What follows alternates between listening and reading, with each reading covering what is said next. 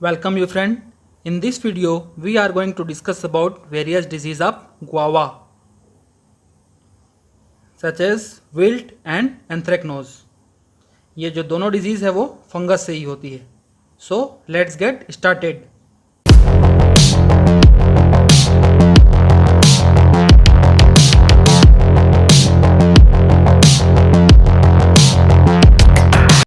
Guava wilt.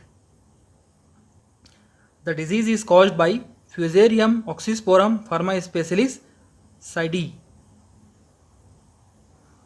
Coming to symptom, इसके जो symptom आते हैं वो मोस्टली रेनी सीजन में आते हैं और इसमें टू टाइप का सिम्टम आता है. First slow wilt, another rapid wilt. जो स्लो विल्ट है उसमें इन्फेक्शन से सिम्टम डेवलपमेंट के बीच जो टाइम है वो 1 से 5 महीने तक का हो सकता है और जो रैपिड विल्ट है उसमें इन्फेक्शन के 15 दिन के अंदर ही सिम्टम दिखाई देता है. The affected plants show yellowing with slight leaf curling at the terminal branches. Later, the leaf become reddish and cause premature defoliation. Twigs become bare and fail to bring new leaves or flower and eventually dry up. Fruits of all the affected branches remain underdeveloped and become hard, black and stony. The entire plant become defoliated and dies. Few plants also show partial wilting. In this disease, root is also affected, which shows black color streaks in finer roots. The root also shows rotting at basal region and bark is easily detachable from the cortex. जो symptom होता है वो lips में पहले आएगा.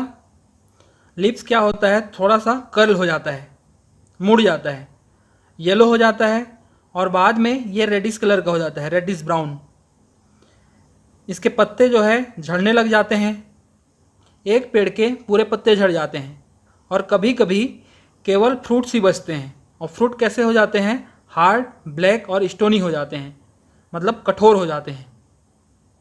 इनका जो symptom है वो रूट्स में भी दिखाई देता है. रूट्स में ब्लैक कलर के स्ट्रिक्स आते हैं और रूट में रॉटिंग होती है. इसके जो बार्क हैं, छिलका, वो आसानी से निकल जाता है. कभी कभी क्या होता है, जैसे ये ट्री है तो उसका एक ही पार्ट बस सिम्टम शो करता है और विल्टिंग हो जाती है और बाकी के जो आधा पार्ट है वो नॉर्मल होता है. Coming to etiology of Fusarium. Fusarium belong to subdivision Deuteromycotina. The mycelium is septate, branched and light pink in color. It produces two types of conidia, macroconidia and microconidia. Macroconidia are boat-shaped, hyaline, long and septate. Microconidia are small, curved and unicellular. Conidiophore. The conidiophore are simple, slender, short and produced in sporodochium. What is a sporodochium? It is a asexual fruiting body. यहाँ पे बहुत सारे mycelium present हैं. इसमें conidiophore आता है और conidiophore से कोनिडिया बनते हैं.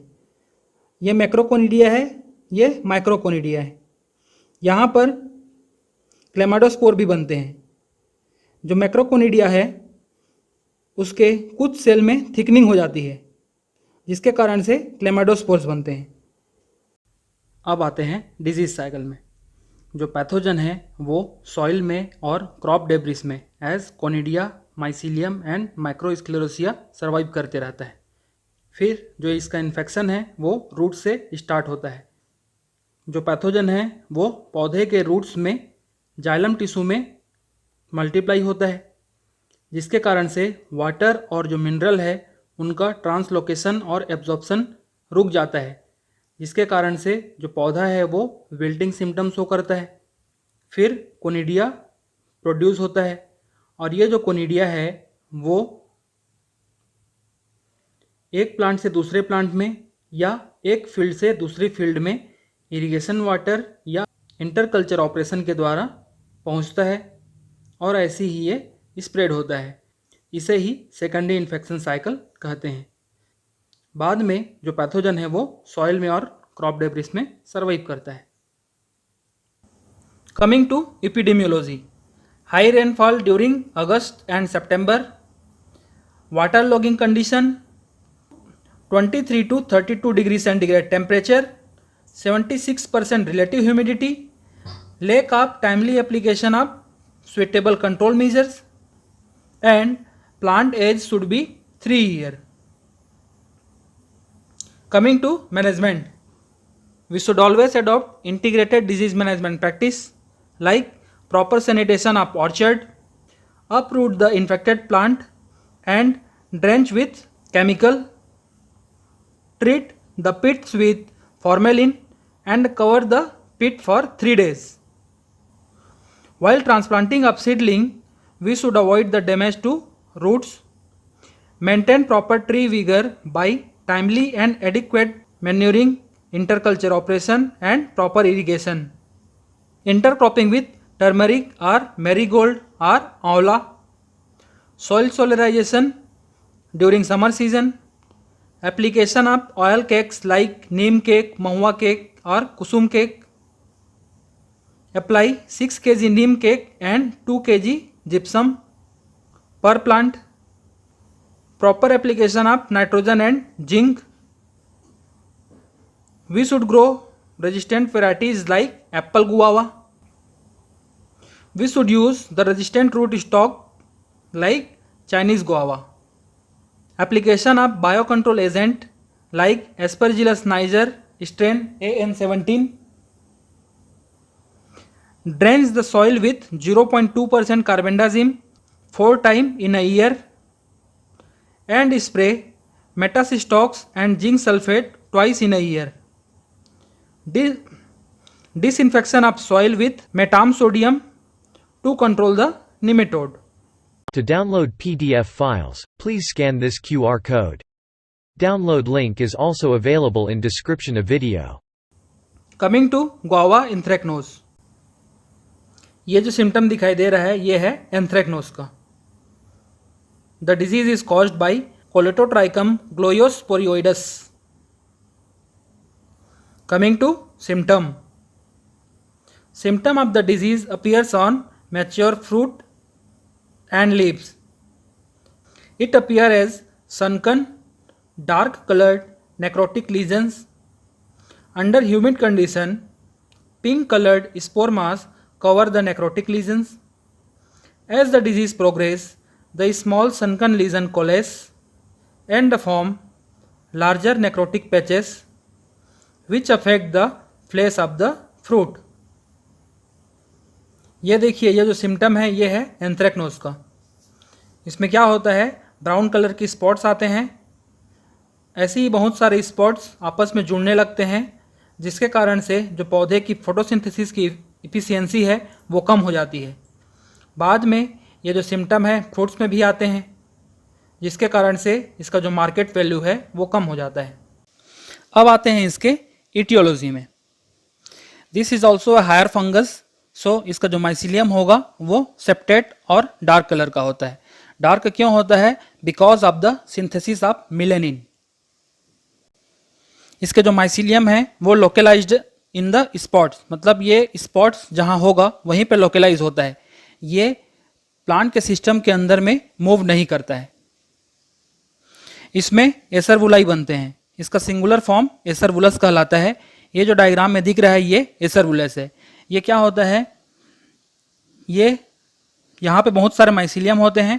माइसिलियम में फिर कोनिडियोफोर बनेगा और कोनिडियोफोर में फिर कोनिडिया बनते हैं। और ये जो दिख रहा है ये स्ट्रक्चर है सिटी। सो कोलेटोट्राइकम के एसरवुलस में सिटी प्रेजेंट होता है। इसका जो कोनिडिया होता है वो हाइलाइन होता है और सिंगल सेल होता है। इसका जो शेप होता है वो फॉल्केट होता है, मतलब ये थोड़ा सा कर्व होता है, एकदम सीधा नहीं होता, थोड़ा कर्व होता है। अब आते हैं डिजीज साइकिल में। पैथोजन कहाँ सर्वाइव करेगा? सीड्स में सीड्स में, सॉइल्स में, वीड होस्ट में और किस फॉर्म में, कोनिडिया या फिर माइसिलियम के फॉर्म में। जब नेक्स्ट सीजन में प्लांट लगाया जाएगा तो ये पैथोजन स्टोमेटा के थ्रू इंटर करेगा और सिम्टम डेवलपमेंट करेगा। फिर अंदर में ये मल्टीप्लाई होने के बाद कोनिडिया प्रोड्यूस करता है। ये जो कोनिडिया है वो कहाँ प्रोड्यूस होता है, एसरवुलस में। ये कोनिडिया फिर इरिगेशन वाटर या विंड के थ्रू किसी दूसरे प्लांट्स में या किसी दूसरे फील्ड में मूव करते हैं और फिर से इन्फेक्शन करते हैं।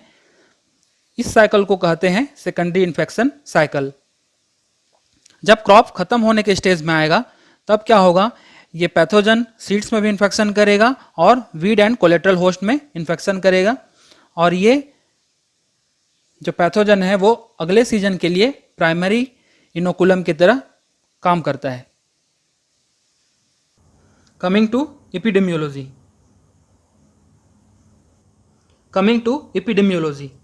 The pathogen survive in seed and plant debris.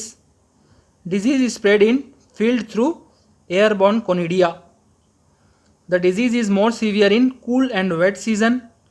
It requires continuous rain, temperature of 28 to 30 degrees centigrade and high humidity are very favorable to the disease. Coming to management, we should always adopt integrated disease management practice like spray of Mancozeb 0.25%, foliar spray of propiconazole 0.2%, application of micronutrients like zinc, manganese and boron, soil amendment with organic manure, sanitation of the orchard. इस video के लिए इतना ही, धन्यवाद। Please like and share the video and subscribe to my channel. To watch other videos, click the link.